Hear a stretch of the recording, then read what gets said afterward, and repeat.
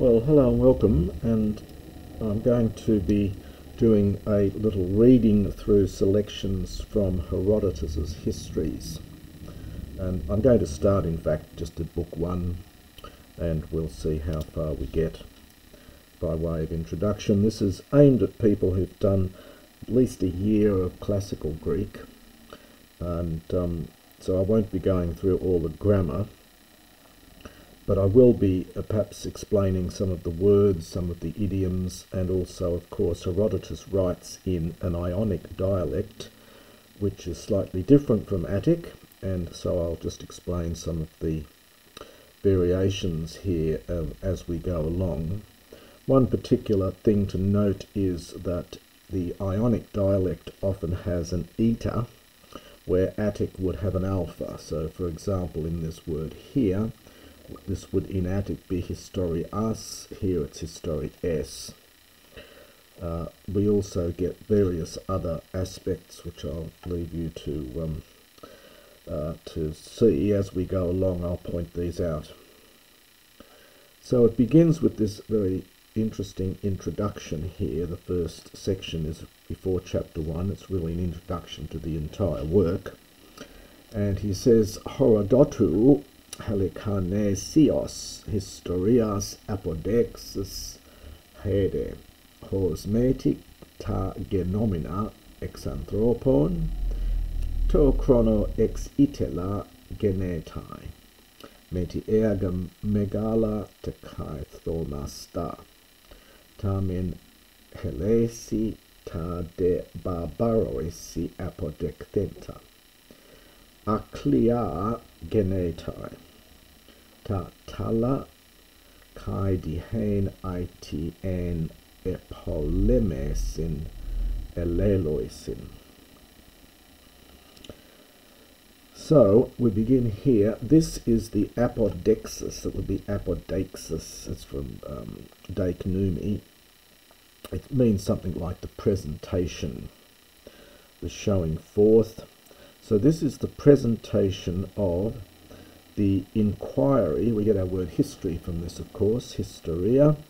The root meaning of it is to inquire, which is what Herodotus claimed to have done. So this is the presentation of the inquiry of Herodotus from Halicarnassus. Halicarnassus is over on the Turkish coast nowadays. It's the modern day name for his Bodrum. Herodotus eventually left there, and he did end up in Athens, where it appears he presented or he recited his bits of his history. Hos meti ta genomina, so that, and we get two metis, we get a meti here and a meti there, so that neither the things which had taken place might become ex itala. This is a fairly rare word. It means forgotten or obliterated. From men, that is, from the memory of men, to chrono, by time, nor the great works, the great and thomasta. This would be thaumastar in Attic. The alpha upsilon is written here as an omega. So, and lest the great and remarkable works, and we get a tamen and tarder, partly for the Greeks and partly for the barbarians, apodecthenta, having been displayed. So this is a neuter participle agreeing with the erga and the tamen and the tarder, so that they might not become aclea without renown. This is plus that kleos root of renown. This is alpha privative. So they may not be without renown, literally. Ta te'ala, this really picks up the genomina,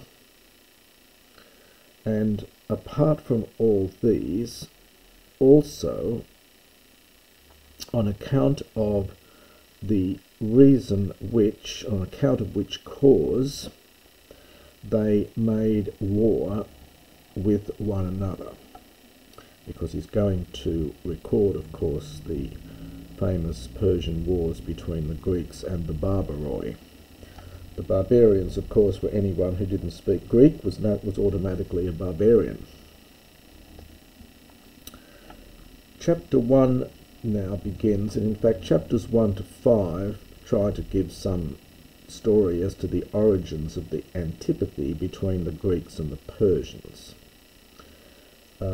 Some of the examples here are drawn from mythology and then rationalized and made political, but not necessarily to be taken nowadays literally.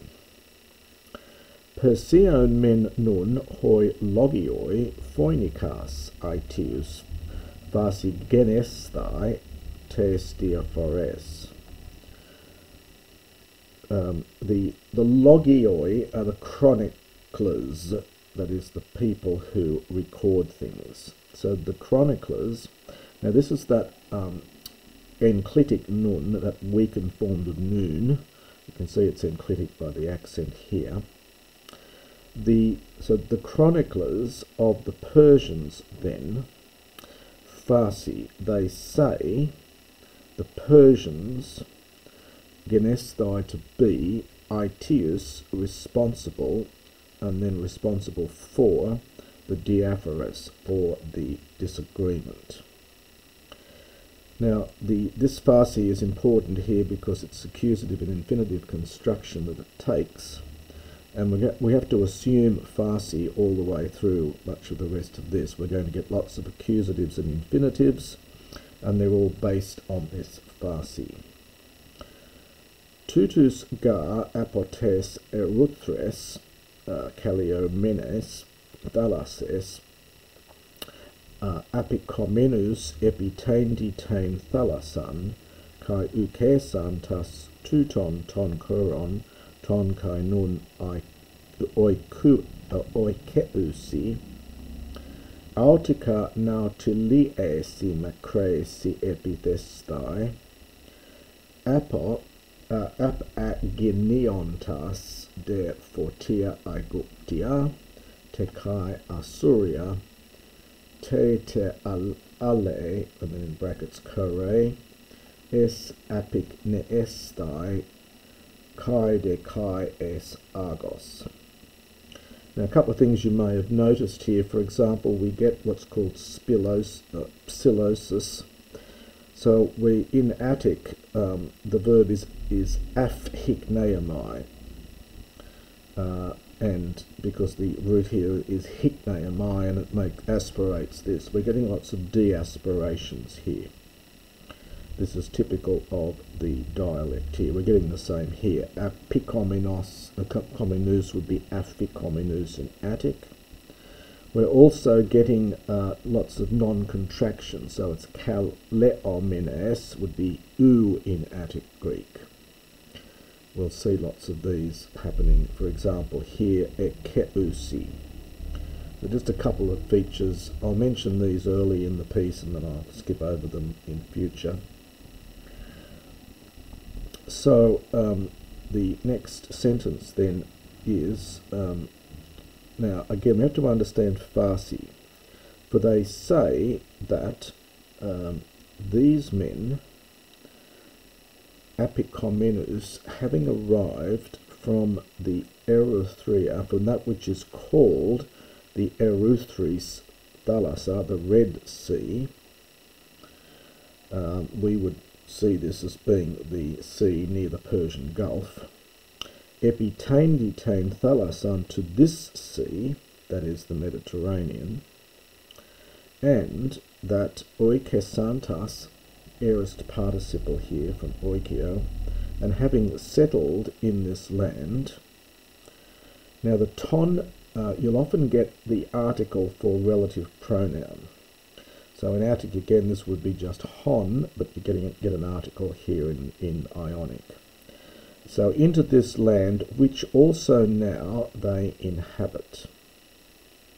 So just to do that again a bit more quickly. So for they say that these men, that is the Phoenicians, having arrived from that which is called the Erythrea Sea, the Red Sea, to this sea, i.e. the Mediterranean, and having settled in this land, which now they are living in. So having they said all that, and they said that Autica forthwith, that they epidestai from epitithemi, they set out with nautilesi macresi, well, on long voyages. Now this verb here, it's apo plus aginio. Now aginio is very common in this dialect, but you may not have seen it before. It's the same as ap-ago. So aginio equals ap-ago.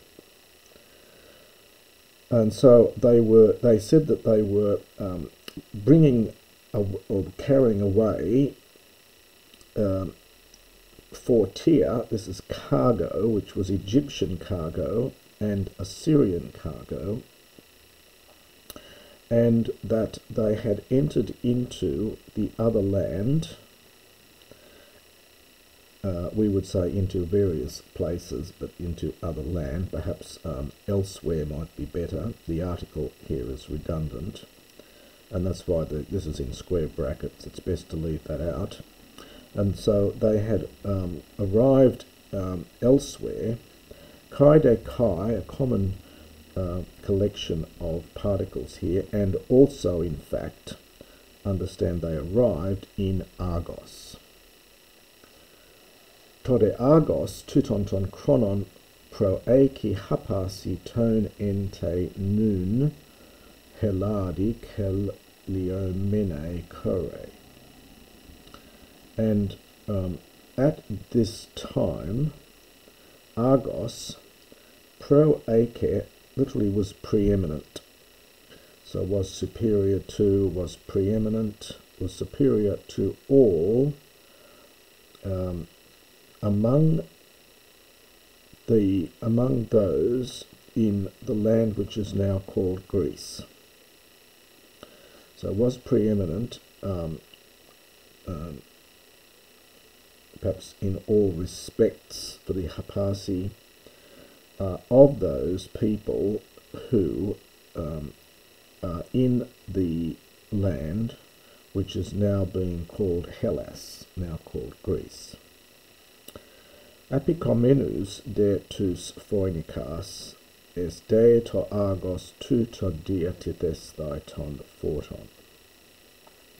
And they say that the Phoenicians, having arrived, again we have to supply Farsi all the way through here, that the Phoenicians having arrived, in fact, into this Argos, diatithestai, to have proceeded to dispose of, it's the sense of it, it's from diatithemi.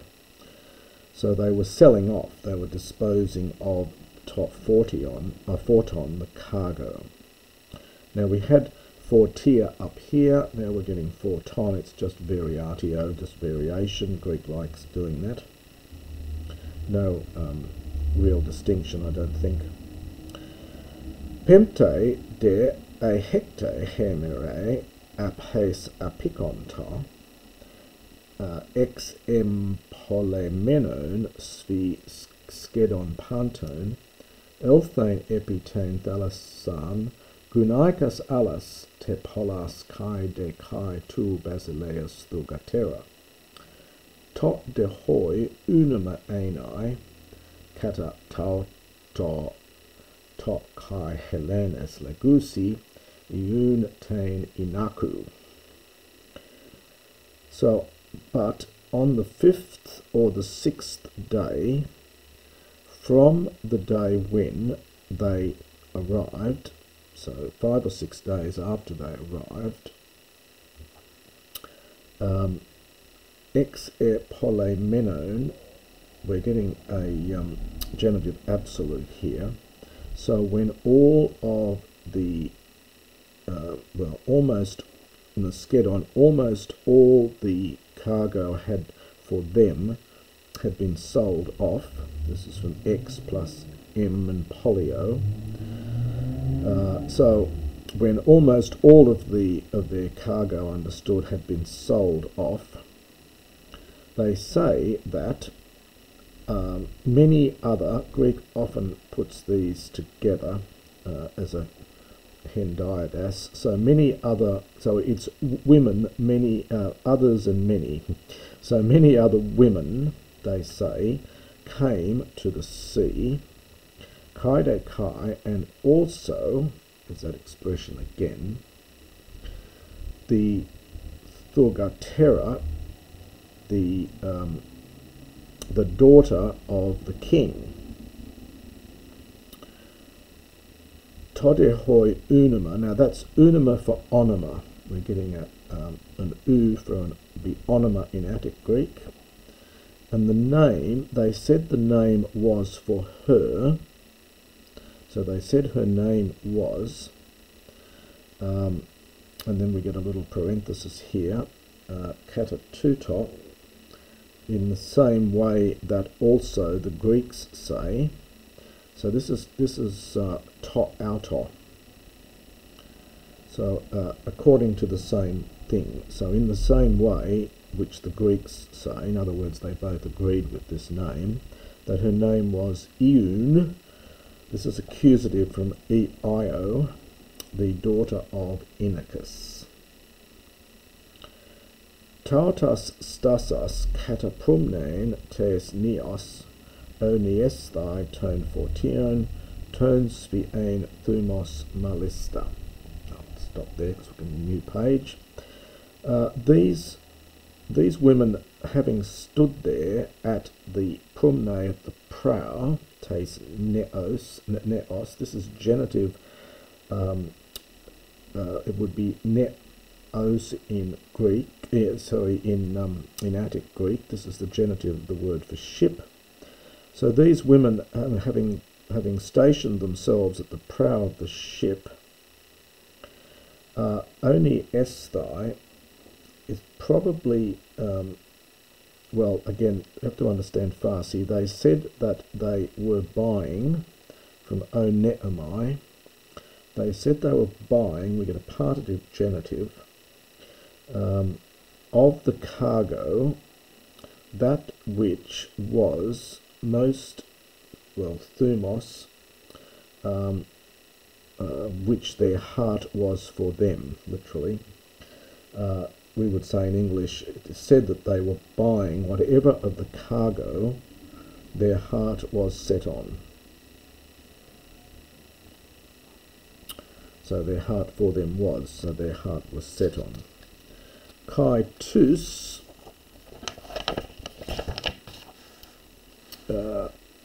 Phoenikas dia Keleussamenus, hormesai ep autas. And again, they said that the Phoenicians, dia Keleussamenos, were urging one another on, dia Keleuo, but this is in the middle, aorist participle, so inciting one another on, hormesai, to move out against them, so to set upon them, we'd say in English. Tas men de plunas ton gunaikon, apophugain, ten diiun sun alesi harpasthenai. And they say that, we get a tas men and tain de, that on the one hand, some then, now plunas is for many, so they said that many of them, of the women, apophugain, to have bled, but that Io, along with others, harpasthenai, from harpazdo, had been captured.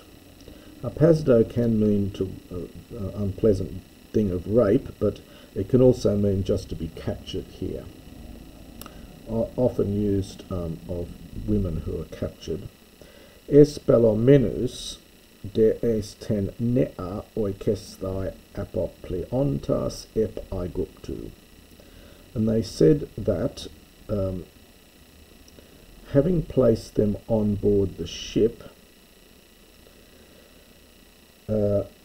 they went off from Oikomai, they went off sailing away to Egypt. And that's the end of the introduction plus section 1 of chapter 1.